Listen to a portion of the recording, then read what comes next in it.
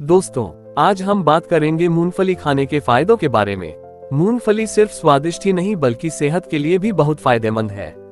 मूंगफली में प्रोटीन और फाइबर की अच्छी मात्रा होती है जो हमारे पेट और पाचन के लिए अच्छी है। इसमें हेल्दी फैट्स होते हैं जो दिल को स्वस्थ रखने में मदद करते हैं। मूंगफली में विटामिन ई और एंटीऑक्सीडेंट्स भी होते हैं जो हमारी त्वचा और बालों को स्वस्थ बनाए रखते हैं। साथ ही मूंगफली खाने से ब्लड शुगर को कंट्रोल करने में मदद मिलती है और वजन को संतुलित रखने में भी मदद मिलती है।